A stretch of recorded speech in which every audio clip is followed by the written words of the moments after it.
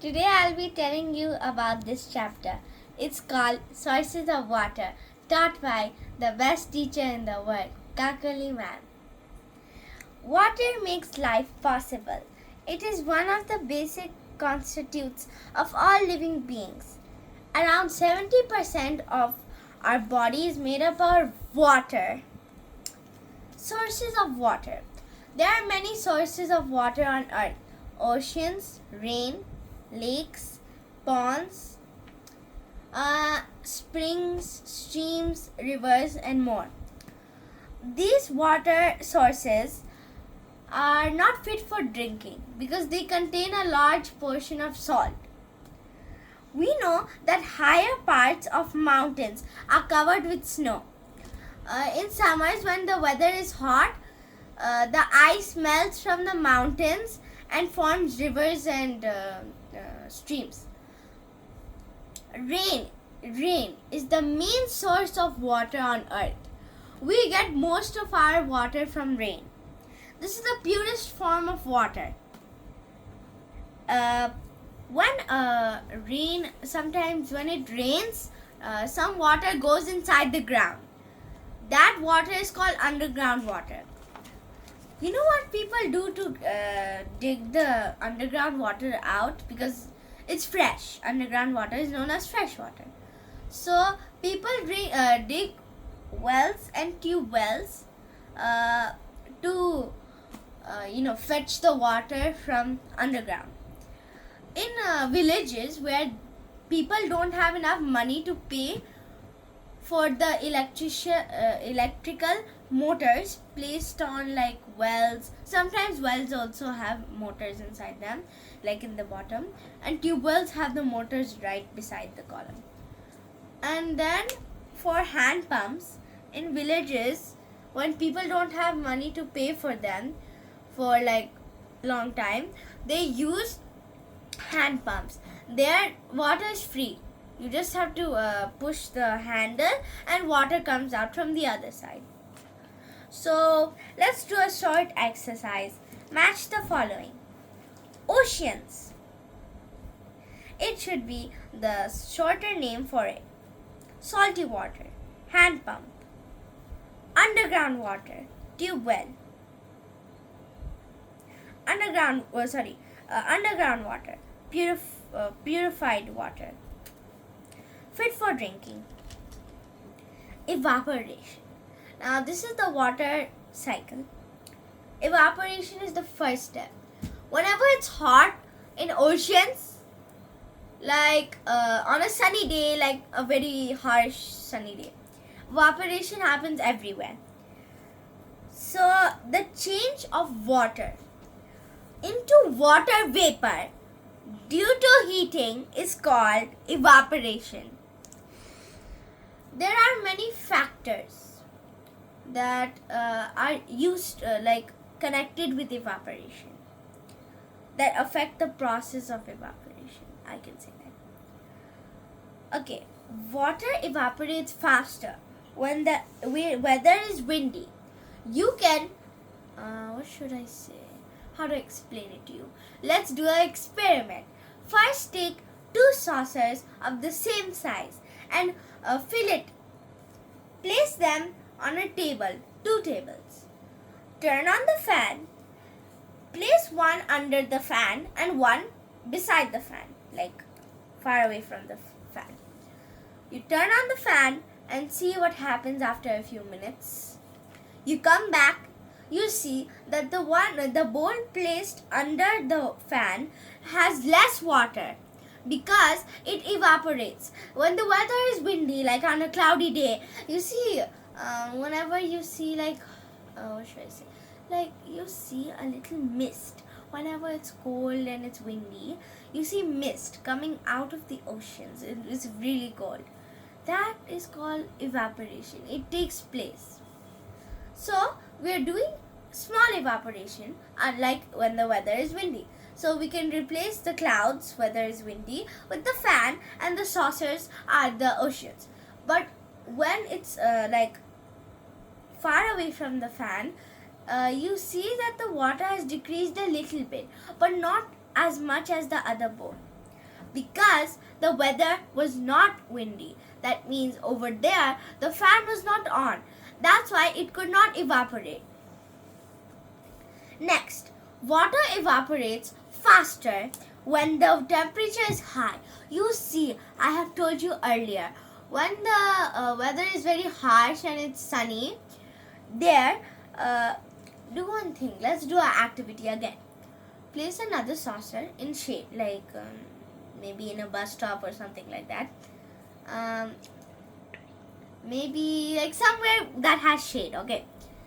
Then place one outside, like maybe in your park under a tree, shade. And the other bowl in front of the sun, like in an open area. Sun is there. So then you go, you do something else. You come back, you see the water evaporated faster when the temperature of that sun, that the sun evaporated all the water from the bowl. You will see there's only 2 to 3 drops inside there. There's not much. But the one in the shade, like the one under the tree, is full of water. It has not even evaporated. That is another fact. Evaporation is faster when the air is dry. Okay, this one is what should I say this? Let's do okay. On a dry day, you see that air has the least moisture in it. It can take moisture from the clothes, but on a cloudy day, air has more moisture, water vapor. It's called water vapor in it. So it can absorb very little water from wet clothes. Now this might be a little confusing. Now I will show you a little experiment. You see, if you take this handkerchief, and you fold it like you spread it very wide, and then you hang it, or maybe place it on a table outside, you'll see that this has dried very faster. But if you fold this same handkerchief twice in half and you wet it and then leave it out in the sun, it will not dry fast because the outside part will dry, but the inside part will remain intact. Just like this, we see the third factor. Water evaporates faster when the exposed surface is large. This is the experiment that I just showed you. This is a very helpful experiment. In your exams, you can remember this experiment and you can write your answers correctly. Now, let me ask you some questions. Water evaporates faster when air is dry. Correct. That's absolutely correct. The change of water into water vapor is called evaporation. My brother didn't know that answer. It's okay. He'll get it next time. Now this is condensation. The process of changing water vapor. Like when evaporation happened, we saw that water changed into water vapor. But in condensation, the process of changing water vapor into water and cooling, that was due to heating. This is due to heating. Water into water vapor due to heating. And here it's written water vapor into water on cooling. It's called condensation. There are 3 forms of condensation. Dew. When water vapor condenses on cold objects like grass in the fields, dew is formed. Maybe when you go to school early in the morning, you might see, maybe touch a few leaves. You might see they're wet, but you come to know how it hasn't rained. Because it's cold, the air is full of moisture, and the moisture reacts with the cold air. That's why it forms dew on leaves or grass also. Snow. You might know this. It's like, you might know it. When water vapor freezes in air, you might think that water doesn't freeze in air, but water vapor does freeze in air. Water cannot freeze in air. It is known as ice. But here, ice is not a form of condensation. When water vapor freezes in the air, water vapor freezes, not water. Water, when it freezes, it is called ice. And when water vapor freezes, it is called snow. It forms crystals of ice. Now, I told you ice is, you can see through it, right? When ice turns into a crystal, it is called snow. Now, let me explain this to you.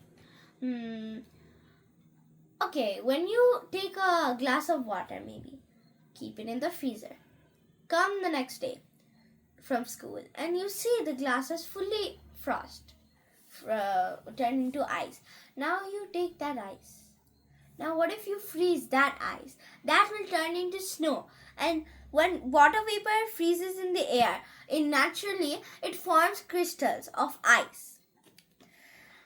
Snowfall takes place mainly at, here's a fact, okay? Snowfall takes place mainly at hill stations in winter. You see, whenever you go to Mirik, any close to, or any Darjeeling, or maybe any close by hill station, you see it's very cold. But in your hometown, you see it's not very cold. It's normal, it's hot, it's rainy, but it's not very cold like maybe Darjeeling or Mirik. When I went to Darjeeling, I saw there was dew on the leaves everywhere. There was snow. Not snow maybe, but there were small crystals. They were not snow, but it was small crystals, I can say. But fog was the most over there. When I went there, like everything was white. That means it's another form of condensation. During winter, water vapor condenses on dust particles. You see, like nowadays people drive cars that cause a lot of pollution. So they flip the dust off from and generate more dust and smoke. So the smoke contains some dust particles, and when they go up in the air, they freeze. These dust particles form clouds close to the ground. Like you might think clouds close to the ground? No, I'm not talking about those big clouds. I'm talking about fog. The big cold freezy cloud that you see. Now there's no other way to describe cloud than what you're thinking of. These clouds are called fog. Now tell me, if you go to Darjeeling or maybe Mirik, tell me what you describe. Maybe you can comment and tell me what you describe. Is it dew? Is it snow? Or is it fog? Please comment. I want to know how your experiences was. Now let's get some testing.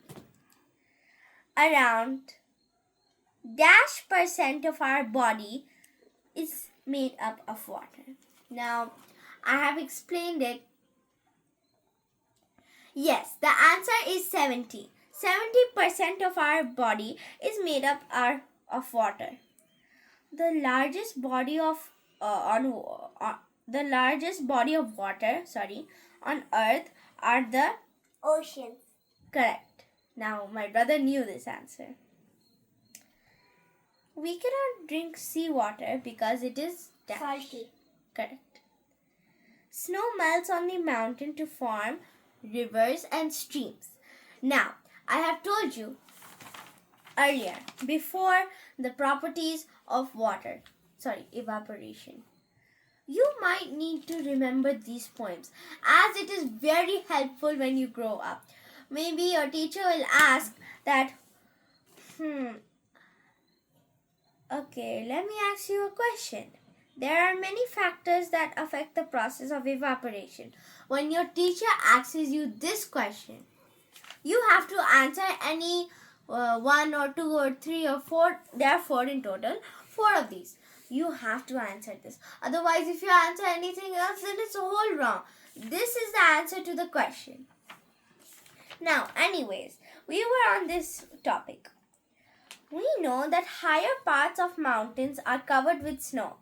During summer, the snow on the mountains melts and changes into water. This water comes down in the form of streams and rivers. I have read the paragraph again. So now you might know the answer. The answer is rivers and streams. Dash is formed when water condenses on cold objects. This is dew. Okay, these pictures are there. You might know what is this. Fog, dew, snow. Okay, that's it for today. I hope you please subscribe and like, and please comment on what I said to do, because I love to go to Mirik and Darjeeling. Please, I want to know your experience. And thanks to Kakali ma'am, because she taught me this chapter with care and love. That's why I could explain it to you. Thank you.